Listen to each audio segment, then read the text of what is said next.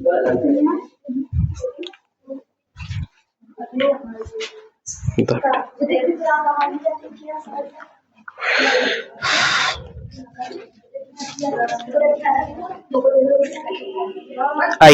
ये बेटा लोग क्वेश्चन नंबर 2। अच्छा, क्वेश्चन नंबर 2 के कितने क्वेश्चन हो गए थे बाबू? 3 हो गए थे क्या? हाँ, 3 हो गए थे। ठीक है, मिल भी जाएगा, दाल चढ़ा भी दिए होंगे, है ना? दो चर वाले रैखिक समीकरण युग्म, कक्षा 10, मोस्ट इंपोर्टेंट चैप्टर। इसके लिए अब मेरे बच्चों जो ग्राफ पे हम लोग करते हैं हल ना, वो वाला मोस्ट इंपोर्टेंट नहीं है, लेकिन जो हम लोग ना कौन कौन विधि से लगाते हैं, ग्राफी विधि को हटा के प्रतिस्थापन विधि, विलोपन विधि और बज्र गुणनखंड विधि। कितनी विधियां थी? 3। तीनों विधि में से अभी एक भी विधि हम बताए नहीं है, लेकिन अभी भी हम कुछ चैप्टर को इसी चैप्टर में कुछ आगे सॉल्व करने वाले, जिससे हमें यह पता चलेगा कि रेखाएं किस हिसाब से एक दूसरे को काटेंगी। कितने हिसाब से काटती है बाबू? रेखाएं कितने हिसाब से दर्शाई जाती है किसी ग्राफ पे? 3 तरह से। आइए देखते हैं ना। चैप्टर का नाम है दो चर वाले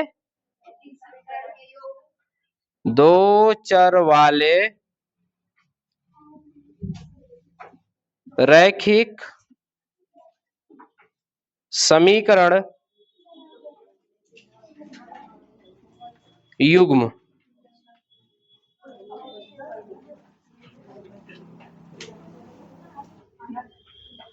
दो चर वाले रैखिक समीकरण युग्म।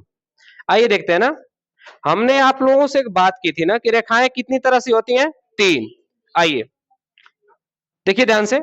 जब रेखाएं एक दूसरे को काटे, किसी भी रैखिक समीकरण के लिए हमारे पास 2 समीकरण होंगे, लेकिन किसी भी समीकरण के पावर घात के रूप में होगा नहीं। घात के रूप में होगा नहीं, लेकिन 2 चर होंगे, एक x होगा तो दूसरा क्या होगा? y। जैसे हम लिख देते हैं ax plus by plus c बराबर क्या लिख सकते हैं? क्या लिख सकते हैं? क्या लिख सकते हैं? ax plus by plus c बराबर 0। लेकिन अगर 2 समीकरणों के आधार पर लिखेंगे तो a1x b1 और क्या हो जाएगा? c1 बराबर, यह किसके लिए समीकरण? लेकिन अगर एक और समीकरण इसके साथ लिखे तो a2x प्लस b2 और प्लस बराबर क्या लिख सकते हैं? यह किस समीकरण के लिए? दूसरे समीकरण के लिए। और इसके लिए एक बात याद रखना कि अगर 2 समीकरण है तो रेखाएं भी कितनी होंगी? एक तो पहले समीकरण के लिए रेखा यह वाली और दूसरे समीकरण के लिए रेखा यह वाली। अब रेखा अगर एक दूसरे को किसी अक्ष पे काटती हैं, किसी अक्ष पे क्या करती हैं, तो ऐसी रेखा को प्रतिच्छेदित रेखा कहते हैं। क्या कहते हैं? प्रतिच्छेदित रेखा। क्या कहते हैं बाबू? प्रतिच्छेदित रेखा। मतलब एक दूसरे को क्या कर रही हैं? किसी ने किसी जगह पर काट रही हैं। दूसरे इसी के आधार पर एक और रेखा खींची जाती है जो एक दूसरे के कहां हो जाती है? ऊपर, एक दूसरे के। यह रेखा जो ब्लैक वाली हमने खींची है, समीकरण किसके लिए है? एक के लिए। लेकिन इसी के ऊपर एक और लाइन एकदम हूबहू ऊपर ही रहेगी, नीचे ऊपर नहीं, एकदम ऊपर। और जो हमने नीली कलर से रेखा खींची है वह कैसा है? समीकरण 2। अब इस हिसाब से भी तो रेखा खींची जा सकती है किसी ग्राफ पे, एक दूसरे के ऊपर। तो एक दूसरे के ऊपर खींची गई रेखा का क्या नाम है बाबू? संपाती रेखा। कैसी रेखा? संपाती रेखा। अगली चीज, चलिए मान लीजिए कि एक दूसरे के ऊपर ना हो, पर एक रेखा ऊपर हमने खींच दी और इस दूसरी रेखा कहां खींच दी? नीचे। यह समीकरण 1 के लिए होगी और यह समीकरण किसके लिए होगी? 2 के लिए। अब यह अभी तो मेरे बच्चों 2 रेखाएं हैं, क्योंकि 2 समीकरण से कितने तरह के युग्म बनाए जा सकते हैं? 3। एक तो वह समीकरण युग्म जिसमें मेरे बच्चों रेखाएं किसी भी ग्राफ पर एक दूसरे को कट करे, उसे क्या कहेंगे? प्रतिच्छेदित रेखा। क्या कहेंगे बच्चों? प्रतिच्छेदित रेखा। लेकिन अगर एक दूसरे के ऊपर ही हो जाए तो क्या कहेंगे? संपाती रेखा। लेकिन एक दूसरे के ऊपर ना हो, एकदम एक दूसरे के सीधे लाइन पे चली जाए, एक दूसरे को कहीं पर भी काटे ना, तो इस रेखा के लिए हम क्या कहेंगे बाबू? समांतर। ए बेटा लोगन सुना लो, पेन उन मत चुरावा, बुझाइल? तुम ही ज्यादा परेशान करते हो या कोई और करते? तो तुम सोचे तो दे देना चाहिए था तुमको उसको। अच्छा, तो तुम ज्यादा सोचते हो आजकल, कम सोचा करो। कैप्सूल खाओ कम सोचने वाला। ठीक है। अगर ज्यादा सोच रहे हैं तो उसके लिए एक बीमारी है जिसे कहते हैं टेंशन की बीमारी। मत कम सोचिए, टेंशन की बीमारी पलना ठीक नहीं। अच्छा छोड़िए, कितनी तरह की रेखा है? 3। अगर मेरे बच्चों इस तरह की रेखा है तो इसके लिए हल कितने होंगे? सभी के लिए तो कोई ना कोई हल होगा ना। एक रेखा है तो कितने हल होंगे? एक हल होंगे, जिसे कहेंगे क्या बोलेंगे बताइए? बोल देंगे एक हल, ठीक ना? अच्छा एक बात बताइए, हल का मतलब क्या कर रहा है कि ये रेखा कितनी जगह पर एक दूसरे को काट रही है ना? कितनी जगह पर काट रही है, तो हल भी कितने होंगे? इसको देखिए ना, यह कितने जगह पे एक दूसरे को काटेंगे? यहाँ पर, यहाँ पर, यहाँ पर, मारे मारे, जहां जहां एक दूसरे को छुएंगे मतलब मारे मारे। तो जब मारे मारे काटेंगे तो मारे मारे हल होंगे। मारे मारे मतलब सगरो, खाची भर, हाँ, अनेक हल। अच्छा एक बात बताइए, इसके लिए तो अनेक हल हो गए, लेकिन कोई ना काटे तब लिखेंगे कोई हल। क्या लिखेंगे?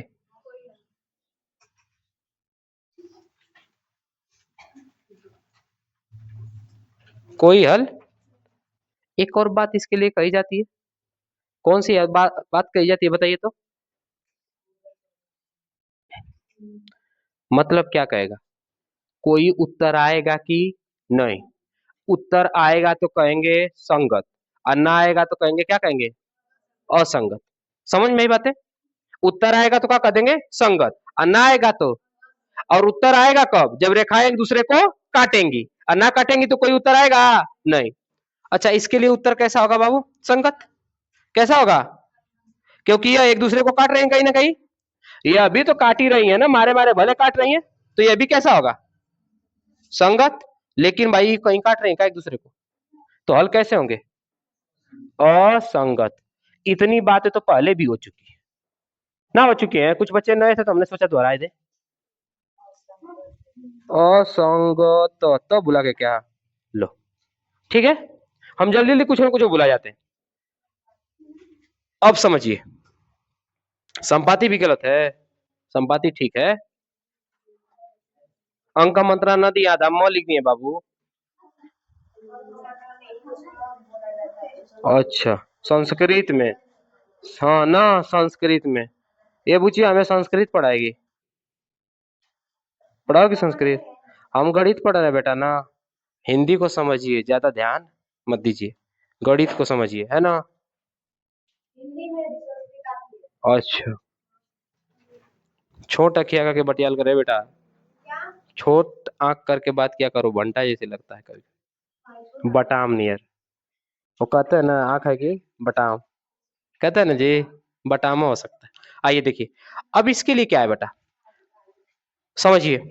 अगर ना समीकरण को हल करें तब तो ठीक है, सवाल को ग्राफ पर करें तब तो हम कह सकते हैं कौन सी प्रतिच्छेदित रेखा है, कौन सी संपाती और कौन सी समांतर। लेकिन अगर बाबू बिना ग्राफ पे हल किए ही अगर ये सब बताना पड़े तब, तो उसके लिए एक रूल्स है। यहाँ पे देखेंगे A1 दिया है, यहाँ पे क्या दिया है? जो यक्स के मतलब पहले चर पद के गुणांक है, ठीक ना? और पहले चर पद का क्या है? यह दूसरे चर पद का B1 गुणांक है, और इसमें समीकरण 2 में B2, और यहाँ पे C1 और C2। आइए समझते हैं, अगर मेरे बच्चों A1 बटा के क्या होगा, और वह बराबर ही नहीं होगा B1 बटा के, तो कह देंगे रेखा कैसी है? मतलब इसके A1 में इस A2 का भाग दे देंगे, और इसी के B1 में इस B2 का क्या कर देंगे, और यहाँ A1 A1 A2 B1 B2 और C1 C2 सब कोई ना कोई अंकीय मान होंगे। कैसे मान होंगे? मतलब कोई ना कोई पूर्णांक होंगे, कोई ना कोई क्या होंगे, पूर्णांक नहीं भी हो तो कोई ना कोई संख्या होगी, वह दशमलव में भी हो सकती है। समझ में आई बातें? दूसरी चीजें, ऐसा कब होगा? जब A1 बराबर होगा, A1 बटा के बराबर होगा किसके? B1 बटा के, और क्या मेरे बच्चों ये भी बराबर होगा C1 बटा के C1 बटा के जब C1 बटा के जब तीनों एक दूसरे के बराबर होंगे तो रेखाएं एक दूसरे पर से ही चली जाएंगी। क्या सही है कि गलत, तुम लोग बताओ। आगे चले, यहां के लिए क्या होगा, A1 बटा के बराबर तो होगा B1 बटा के, लेकिन क्या बराबर होगा C1 बटा के C2? C1 बटा के C2 बराबर, तो मेरे बच्चों यहां पे पहला ही A1 बटा के A2 बराबर नहीं होगा B1 बटा के, तो रेखाएं एक दूसरे को कहीं ना कहीं काटेगी, मतलब उसके लिए एक हल तो होगा। और रेखाएं कैसी होंगी, प्रतिच्छेदित। समझ में आई बात है। दूसरी चीज, अगर मेरे बच्चों A1 बटा के A2 मतलब सब एक दूसरे के बराबर है, तो इसका मतलब रेखाएं एक दूसरे के ऊपर से चली जाएंगी, अर्थात रेखाएं कैसी होंगी और हल कैसे होंगे। और यहाँ पे देखिए A1 बटा के A2 बराबर है B1 बटा के B2 के, लेकिन B1 बटा के B2 बराबर किसके नहीं है, C1 बटा के। यहाँ पे रेखाएं कैसी हो जाएंगी, कैसी हो जाएंगी, और हल कितने होंगे, कोई हल, समांतर रेखा में कटाना बिंदु नहीं तो हल होगा। तो आइए सवाल करके देखें, करें ना, इतना हो गया है। चलिए क्वेश्चन लिखिए तो बाबू। और A1 बटा के A2 B1 बटा के B2 और C1 बटा के C2 से क्या करनी है, तुलना करके बताने की रेखाएं कैसी होंगी और हल कैसे होंगे। तो सवाल लिखिए, समीकरण 1 लिखिए तो,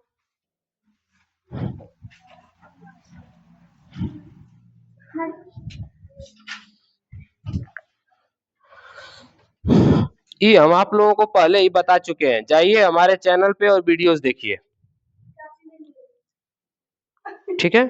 लिखिए 3x प्लस 2y बराबर 5, question number 3, question number 3, question number 3 का क्या रहा है समझिएगा, लिख देते हैं पहले।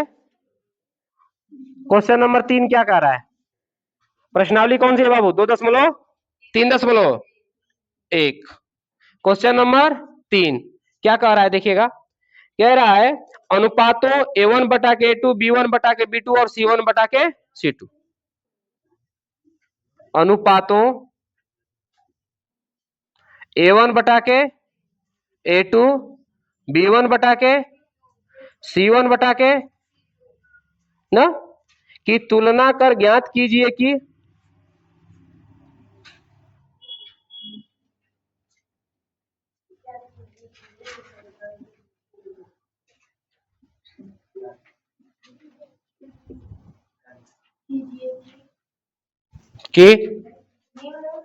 निम्न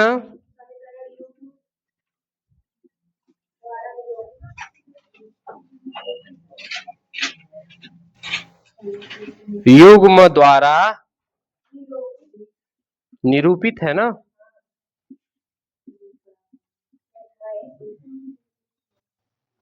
रेखाएं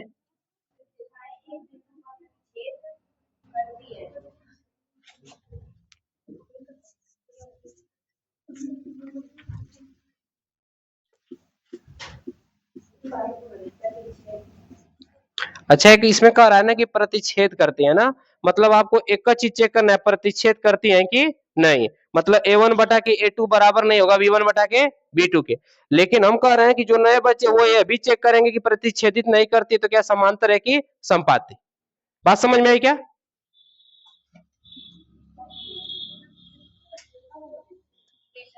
सवाल लिखिए, प्रश्न संख्या 3 का पहला नंबर सवाल, 3x प्लस 2y बराबर, हाँ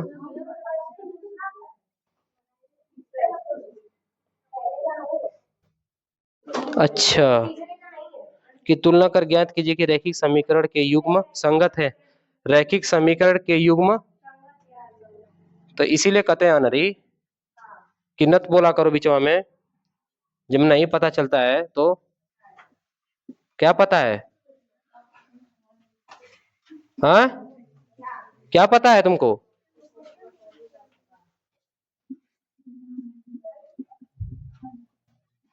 बोल के हमको करे सर जी तो गड़बड़ा गया, इंसान से होती है, डूब के मर जाओ, इंसान नहीं मर रहे हैं। हाँ तो पहले मरने वाली बात करें, इंसान गड़बड़ी कहाँ कर रहा है, कुछ लोग तो गड़बड़ी नहीं करते।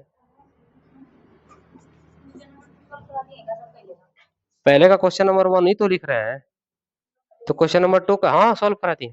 क्वेश्चन नंबर 2 तो एक ही बार में सॉल्व हो गया था, सभी को एक ही पर दे दिए थे और करा भी दिए थे। इससे ही चेक करिए ना, हे बेटा लोग, चेक तो खाली करना है संगत है कि असंगत, मतलब कि क्या कोई आंसर आने लायक है कि नहीं। लेकिन आपको यह भी चेक करना है कि रेखाएं प्रतिच्छेदित है, संपाती है, क्या है, समांतर, ठीक ना। किससे तुलना करके, a1 बटा के a2, b1 बटा के b2 और c1 बटा के। आपको a1 का मान कौन दिया है 3, b1 का मान कौन दिया है 2, c1 का मान कौन दिया है 5। उसी तरह से a2 का मान कौन दिया है 2, b2 का मान माइनस का 3, c2 का मान कितना दिया है 7। सबका मान दे दिया है। आप कहें तो बाबू इसको आपके सामने एगो लगा के दिखाएं, दिखाएं, चलिए। समीकरण नंबर यहाँ पे 1 और यह समीकरण नंबर कौन सा है 2। समीकरण नंबर 1 से हम कहेंगे a1 बराबर क्या दिया है, a1 बराबर, अच्छा b1 बराबर क्या दिया है, b1 बराबर, और c1 बराबर y नहीं, y नहीं, खाली हम किसको लिखेंगे, कोई ना कोई अंकीय मान को, ठीक ना। और c1 बराबर कितना दिया बताइए, -5 दिया है। अभी इधर है तो कैसा दिया है 5, लेकिन इसको इधर लेकर आएंगे तो -5, और फिर इसको भी माइनस रखना पड़ेगा। फिर क्या लिखा है, कुछ लिखा है, क्या लिखा है जी, मैडम जी का है, कैसे पता जी ना, बाबू फोन आ रहा है घर से, हाँ ठीक का बात है भाई लो, ये सब फोन के लिए का जरूरत है, पढ़ावत छोड़ा जाता,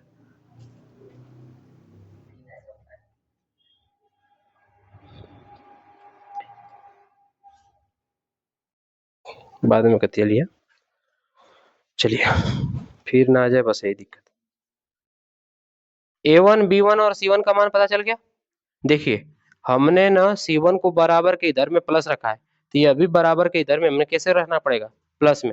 अगर कहीं यह इधर रखता तो हम इसको माइनस में रख देते, ठीक है ना, इधर प्लस में रहता तो इधर किस में रख देते, याद रखिएगा, अभी इसको समझाएंगे ना।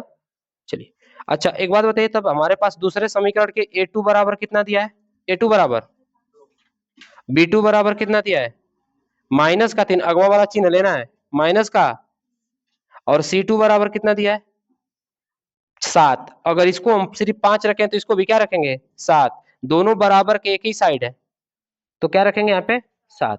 अब तुलना करा देंगे a1 बटा के a2, a1 बटा के a2 का मतलब क्या है भाव 3 बटा के 2। दूसरा b1 बटा के b2 मतलब कि 2 बटा के माइनस का, 2 बटा के माइनस का, और एक और चीज दिया है c1 बटा के c2, c1 बटा के c2 क्या दिया है 5 बटा के।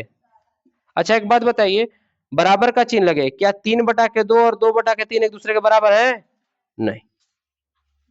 इसका मतलब क्या कर रहा है a1 बटा के a2 बराबर नहीं है किसके b1 बटा के, रेखाएं कैसी होंगी प्रति, रेखाएं कैसी होंगी प्रतिच्छेदित। हमने कहा था ना कि a1 बटा के a2 बराबर नहीं होगा b1 बटा के b2 के, तो रेखाएं कैसी होंगी। अब बाबू बताइए ना उत्तर आएगा कि नहीं आएगा, क्योंकि रेखाएं जब एक दूसरे को काटेंगी तो उत्तर ना कोई आएगा, इसका मतलब संगत है कि असंगत, कैसा है बाबू। इस सवाल के लिए खाली संगत असंगत पूछा था, पर हमने कहा था कि ये भी बता दीजिए प्रतिच्छेदित है कि नहीं। बात समझ में आ गई क्या। अगर ई दोनों बराबर रहते हैं आपस में ना, तो हम तीसरा वाला को चेक करते कि क्या ई दोनों आपस में बराबर है का। अगर ये भी बराबर नहीं होता तो बताओ, ये बराबर नहीं होता तो एक बात बताइए कौन सी रेखा बनती, फिर उसके बाद संगत नहीं होता कैसा होता, असंगत। रेखाएं कैसी हो जाती समांतर। पहले सवाल के लिए था ना, हमने समीकरण 1 से a1 b1 c1 निकाल लिए, और समीकरण 2 से a2 b2 और c2। अगला क्वेश्चन लिखिए, इसको नोट करिए और अगला लिखिए।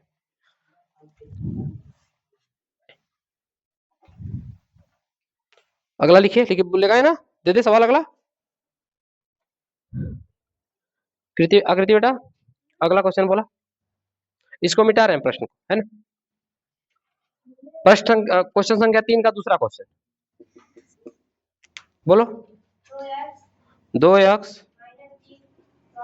3y बराबर समीकरण नंबर 1। दूसरा समीकरण बोलिए, 4x माइनस 6y बराबर 9। समीकरण नंबर 2। अब भी मेरे बच्चों तुलना करिए, A1 B1 और C1 का मान निकालिए, मैं मिटा दे रहा हूं इसे, है ना। A2 B2 और C2 का भी मान निकाले, मैं इसे मिटा दे रहा हूं। और आप लोग ना समीकरण में रखकर हल बताइए कि कैसे हल होंगे। जैक्स बेटा, are you know that what is the answer the questions? क्या होगा?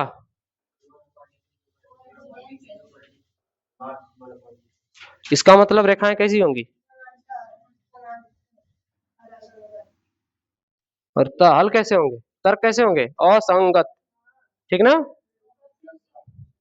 ठीक।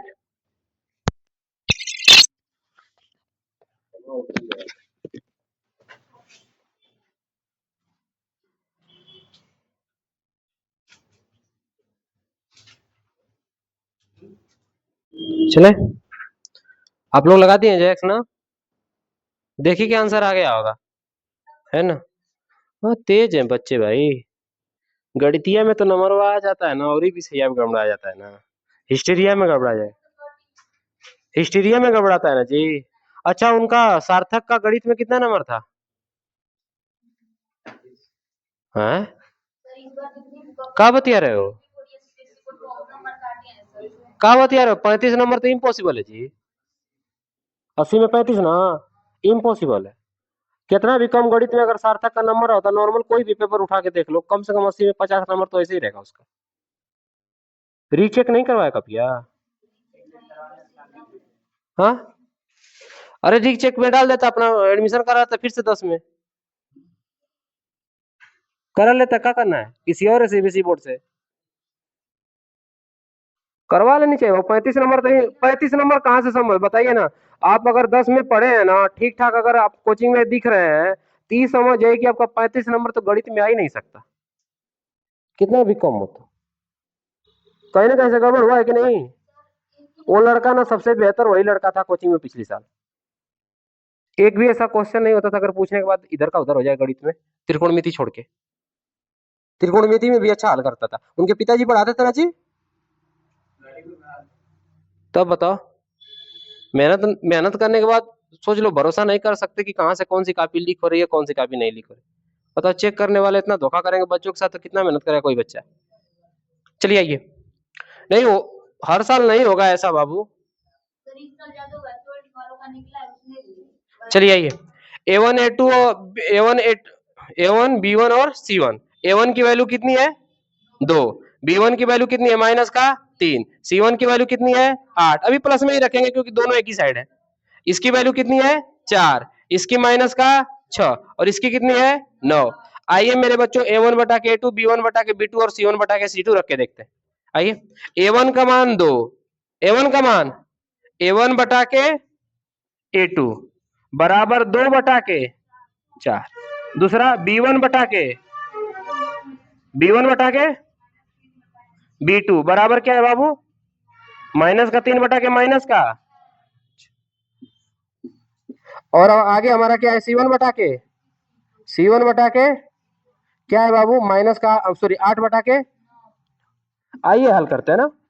देखिए, 2 एक कम, 2 दूना के क्या बन गया? 1 बटा के। देखिए माइनस से माइनस, 3 एक कम, 3 दूना के, ये अभी क्या बन गया? 1 बटा के। लेकिन यहाँ कहीं कुछ ऐसा है क्या, कटेगा क्या? नहीं। तो यहाँ पे लिख सकते हैं 1 बटा के 2 बराबर है 1 बटा के 2 के, लेकिन बराबर नहीं है किसके? 8 बटा के। इसका मतलब A1 बटा के A2 बराबर है B1 बटा के B2 के, लेकिन बराबर नहीं है C1 बटा के। इसका मतलब लिख सकते हैं A1 बटा के A2 बराबर है B1 बटा के, लेकिन बराबर नहीं है C1 बटा के। अच्छा, रेखा कैसी होगी? समांतर रेखा होगी, क्योंकि दो को बराबर होता है, तीसरा बराबर नहीं होता है, तो रेखाएं कैसी होती हैं? समांतर। तो यहाँ पे लिख सकते हैं समांतर रेखा। कोई काम नहीं करना है इसके साथ, लेकिन संगत हो गए क्या? संगत, असंगत। कोई दिक्कत है बाबू? पूछा तो यही है, लेकिन हम ये बता रहे हैं साथ में, ठीक है। इसी का लास्ट क्वेश्चन लिख लीजिए। कैठो है जी, 5 को है क्या? चलिए इस बार हम 3 को लगातार लिख देते हैं ना। बताना कौन सा था, तीसरा बताना था। अच्छा ठीक, मिटा दिया जाए। नोट हो गया रागनी, यू हैव डन।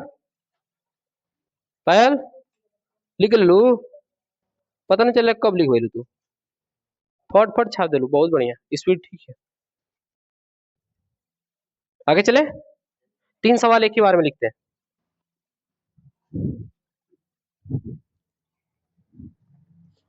चलिए बच्चों,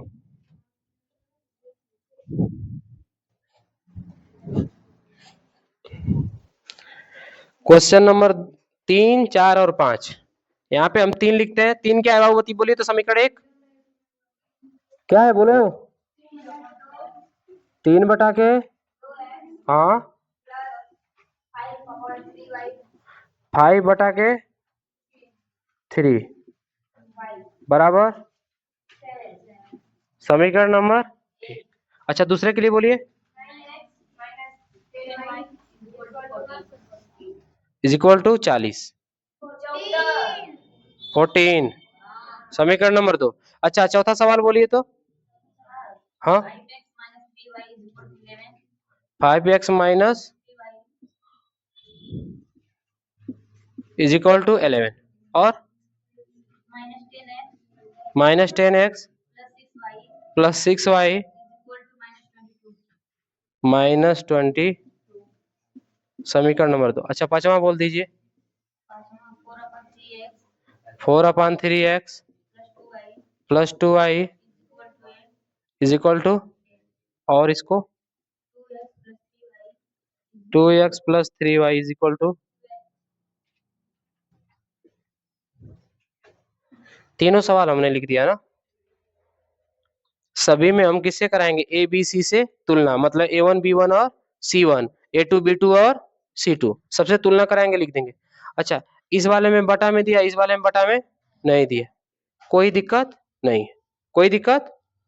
आप चाहेंगे तो नॉर्मली यहाँ से लसा लेके हल कर दीजिए पूरे सवाल को, ऊपर वाले समीकरण को क्या कर दीजिए, एलसीएम लेके हल कर दीजिए। चलिए समीकरण 1 को हल करते हैं, कर दें, कर दिया जाए। समीकरण 1 हमारे पास क्या है बताओ, 3 बटा के 2, 5 बटा के 3, दोनों का लसा कितना आएगा, कितना आएगा 6, लसा कर दिया जाए क्या जी,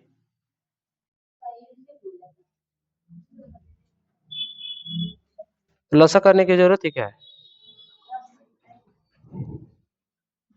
चलिए डायरेक्ट लिखते हैं ना, 3 बटा के 2 बटा पूरे के बटा 9।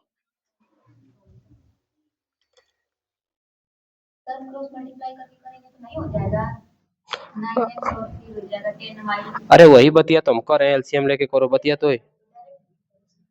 चलिए ठीक है, इसका इसमें गुणा करिए, क्या हुआ यहाँ पे, यहाँ पे 10 है जी,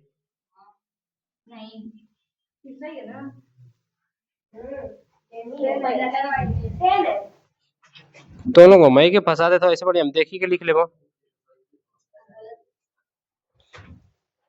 का, जो सही बोली होगी हम गलत लिख दिए होंगे, यही बतिया तो बच्चियां बोलेंगी ना, सर जी आप मैम बोले, हाँ चलिए हल करते हैं ना,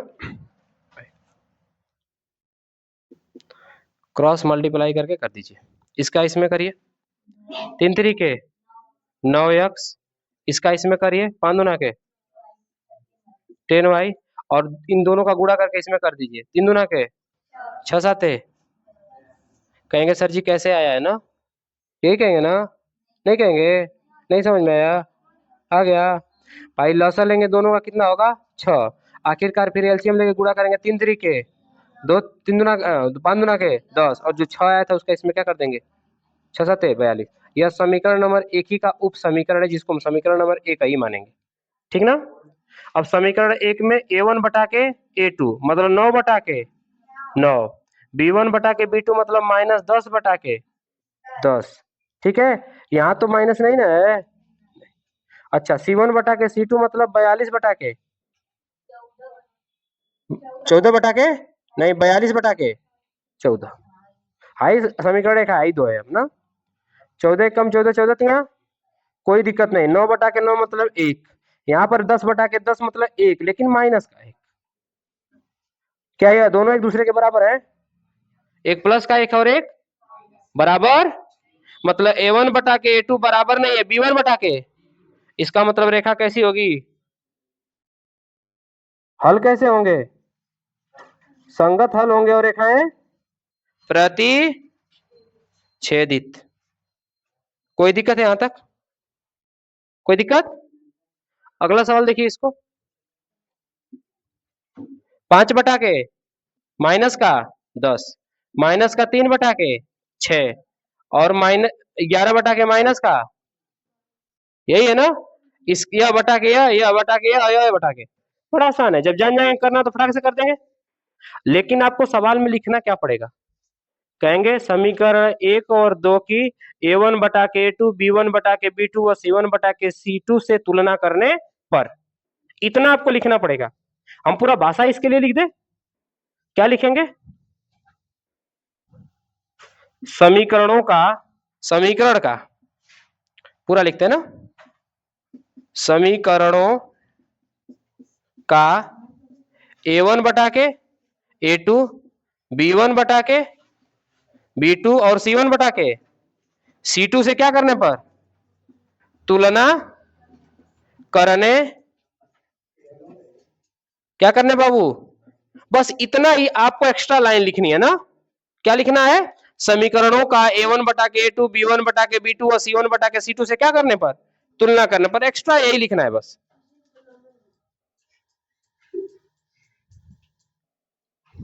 ठीक है, तुलना करना है बस इतना। इसी पर नंबर मिलेगा आपको। सवाल पे नंबर तो मिलेगा लेकिन इस पर मिलेगा। मतलब अगर 2 नंबर का क्वेश्चन होगा तो 1 नंबर इस पर, 1 नंबर सवाल पे, लिखने पर नंबर मिलेगा। समझ में आई बातें? अब इतना ही लिखने के बाद क्या लिखेंगे? 5 बटा के माइनस का 10, 3 बटा के माइनस 3 बटा के 6 और 11 बटा के क्या चीज, माइनस का। अच्छा काटिए इसको, काट दे। 5 बटा के 10 मतलब माइनस का 1 बटा के, बराबर का चिन्ह दीजिए, अगर नहीं होगा तो बीच से काट देंगे। 3 बटा के 6 मतलब 1 बटा के, ये भी माइनस का। और मेरे बच्चों आखिरकार ये अभी तो माइनस का 11 बटा के, माइनस 11 बटा के, सॉरी 1 बटा के ना, 11 एक कम 11, 11 दुना के 1 बटा के। ये तो तीनों एक दूसरे के बराबर है क्या? नहीं है गया? क्या लिखेंगे? a1 बटा के बराबर है b1 बटा के, यह भी बराबर है c1 बटा के। खूब बढ़िया लोग हैं, इतने बढ़िया बच्चे तो हम नहीं देखे हैं। इतने बढ़िया हम बच्चे कहाँ देखे हैं? भाग और गुणा करने पर एक बात बताइए, कहीं लिखेगा? इन बच्चियों को समझाना है, गदैया गोल में न पढ़ रहे हैं, कक्षा 9 नहीं पढ़े, 8 नहीं पढ़े, इनको समझाना है। अगर -2 का गुणा माइनस सॉरी +5 में कर रहे हैं तो आएगा माइनस का। पूरी संख्या बदल रही है कि एक ही संख्या बदल रही है? जब हमने गुणा कर लिया तो पूरी संख्या बदली कि एक ही संख्या बदली है? तो माइनस का हम चाहे ऊपर लिखे चाहे नीचे चाहे बीच में लिख दें, बात दोनों का बराबर। कक्षा 8 में अगर पढ़े होंगे ना 7 में, तो कहेगा हर को निगेटिव कीजिए, अंश को पॉजिटिव कीजिए। अब क्या अंश का बदलाव करते तो हर नहीं बदलता है? बदलता है। सवाल देखिए कैसे, कक्षा 8 में क्या कहता है, लिखेगा माइनस का 2 बटा के 7, माइनस का 2 बटा के, कहेगा क्या चीज, हर को क्या करिए, पॉजिटिव, हर को क्या करिए, तो हर को पॉजिटिव करने के लिए -1 का क्या कर देते हैं, गुणा। तो नीचे में भी तो -1 का गुणा करना पड़ेगा। तो क्या आखिरकार होगा, 2 बटा के माइनस का 7। यहाँ तो हर अंश की बात थी तो 2 बटा के माइनस का क्या है, 7। लेकिन अगर इस पूरी संख्या को माइनस से भाग देंगे ना तो क्या बन जाएगा आखिरकार, माइनस का 2 बटा के। समझ में आई बात है? करे सर जी, नीचे माइनस का है ऊपर प्लस का है। जाके ना पीछे किताब में जाइए और आंसर चेक करिए, सवाल के आंसर कैसे होंगे, है ना? चेक कर लियो, चेक करके पटा गई होगी, अब नहीं कहेगी, है ना? कैसे बाबू? संगत। लेकिन एक बात करिए, याद रखिए, तीनों चीजें बराबर होंगी तो मेरे बच्चों रेखाएं कैसी होंगी?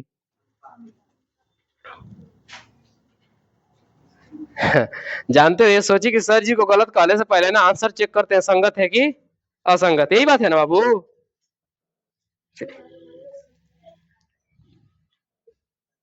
ठीक है, समझ में आई बात है? यहाँ पे चाहे नीचे माइनस लगाए चाहे प्लस में, आखिरकार याद करिए कि हम कभी आपको ऐसा लिखते हुए ना, इधर देखिए ध्यान से, हम यहाँ प्लस लिख देते, प्लस 1/के माइनस का 2, ऐसे कभी लिखे हुए देखे है ना? आखिरकार आपने अगर विज्ञान पढ़ा होगा तो ऐसे लिखा होगा, देखा होगा, u की वैल्यू हम माइनस में रखते हैं, फिर बाद में जब इसका इसमें गुणा करते हैं तो आखिरकार यह टोटल माइनस में हो जाता है कि नहीं हो जाता है? हो जाता है ना? और यहाँ पे पूरी वैल्यू माइनस में होती है, ना कि एक या ना कि दो। लेंस में नहीं, हम सवाल पढ़ाए ना, लेंस के लिए तो अलग चीजें हैं, किधर वस्तु रखिए किधर, लेकिन सब में एक ही बात है बाबू ना, कि यू की वैल्यू किस में रखनी है? माइनस में, चाहे वो लेंस पढ़े चाहे वह क्या पढ़े, दर्पण, सब में।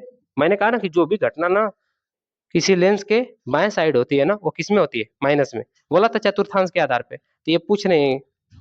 ठीक, बढ़िया, अच्छा सवाल था, क्योंकि आप पढ़ चुके हैं और मैं बार बार बता चुका हूं कि जो भी बाएं साइड घटना होगी वो किस में होगी? माइनस में। क्योंकि जब आप चतुर्थांश के आधार पर हम लेंस और दर्पण पढ़ रहे हैं तो वहां पे हमें एक्चुअल में समझ लेना चाहिए कौन किधर हो रहा है, तो क्या होगा, माइनस होगा कि प्लस। अब इतना डिटेलिंग में पूछने की कोई आवश्यकता नहीं है, थोड़ा सा दिमाग लगाना है अब, क्योंकि सारे कंफ्यूजन का मतलब बेटा चतुर्थांश को आप ध्यान में नहीं रखे, इसीलिए ना कंफ्यूजन थी। अगर आप चतुर्थांश को ध्यान में रखते तो यू का मान आगे, यू कहाँ, यू तो वस्तु से दूरी है ना, तो प्रतिबिंब की नहीं, लेंस या दर्पण से वस्तु की दूरी, वो तो फिक्स है ना, वो तो फिक्स है ना, वो कहां बदलने वाली है? हाँ, इमेज बदलेगा, फोकस दूरी बदलेगी लेंस के लिए। तीसरा सवाल आप लोग स्वयं करिए, मतलब पांचवा इसका हो गया, चलिए मिटाते हैं हम। हाइट 3 हो गया ना, नोट कर लिया आप लोग ना, नोट कर लीजिए या स्क्रीनशॉट ले लीजिए ऑनलाइन वालों के लिए। हम भुला ही जाते हैं कि हम रिकॉर्डेड वीडियो बना रहे हैं, लेकिन अगले महीने से मुझे लगता है कि वीडियो रिकॉर्डेड नहीं बल्कि लाइव भी चलेगी।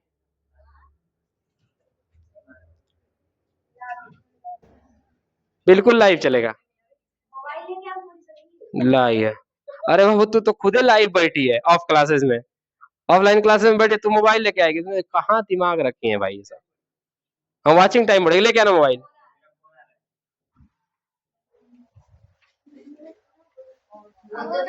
नाम है, क्या नाम?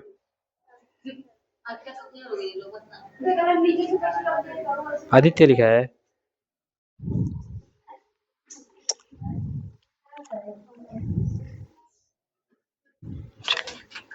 ठीक है,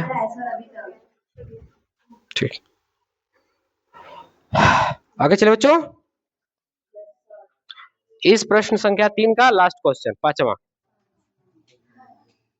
कोई नोट कर रहा था क्या भाई? अंजलि,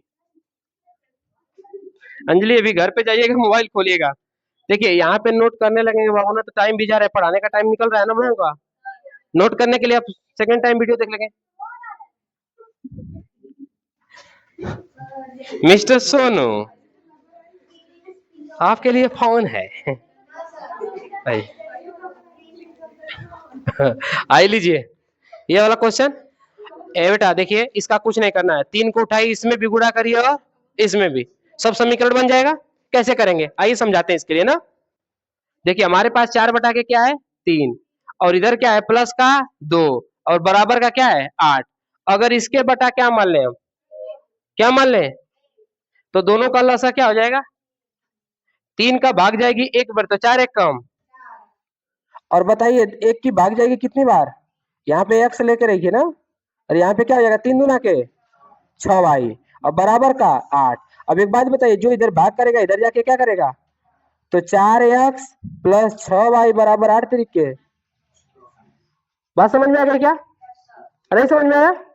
हमने दोनों का इसके बटा क्या मान लिया? 1। परमेय संख्या बनाना कितना आसान है, किसी के बटा 1 कर दीजिए, वो आपस में कैसा सम नंबर बन जाएगा? Rational number. बात समझ में आई क्या?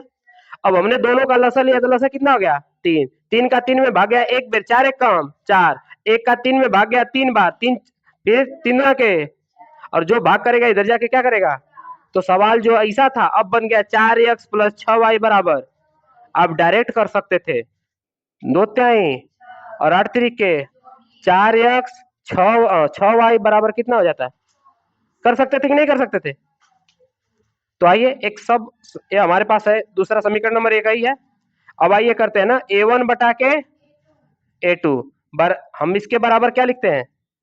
4/4 यह समीकरण 1 का, यह समीकरण 2 का। आगे आइए, b1/6/3 6/के, यह समीकरण 1 है, यह समीकरण क्या है? और दूसरा हमारे पास c1/के c2 बराबर क्या है? 24/के। और देखिए इधर देखिए, 2 1 कम 2 दूना के, 3 1 कम 3 दूना के, 12 1 कम 12 दूना के, 2 बराबर 2 बराबर, तीनों एक दूसरे के क्या गए? आए ना? तीनों एक दूसरे का क्या गए? इसके आधार पे क्या लिख सकते हैं? a1/के बराबर है b1/के, और ये भी बराबर है c1/के। जब तीनों बराबर तो रेखाएं कैसी होंगी बाबू? सम। और हल कैसे होंगे? हल कैसे होंगे? बात समझ में आ गया क्या? ये हमारे पास क्वेश्चन संख्या 3 के सारे क्वेश्चन हल हो गए ना? अब आगे हम लोग चलेंगे।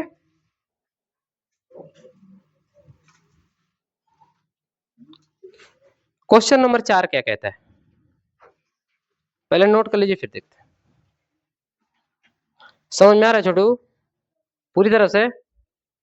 जिसको अगर इस पर से अगर नोट्स नहीं ले रहे हैं ना, तो यूट्यूब पे जाइए, भगा भगा के उस पर से उतार लीजिएगा, है ना, फास्ट करके।